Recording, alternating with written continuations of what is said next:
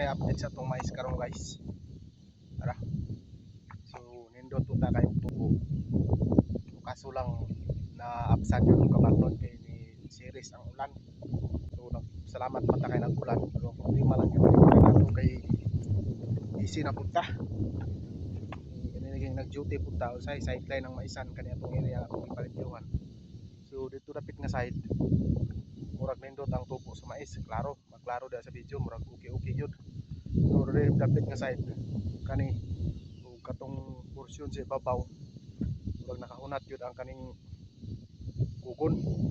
So sige lang kay basig kaya pa siguro na maka-recover pa siguro kay murag kumanaman na ispreha. So magulat lang po taan eh 45 days para magbabuno na po ta. So ora ning update ro ginagbay sa tanga maisan kay napaman sa ubos. Baga-baga pa na sa ubos. Puhon, kaluyan sa Ginoo.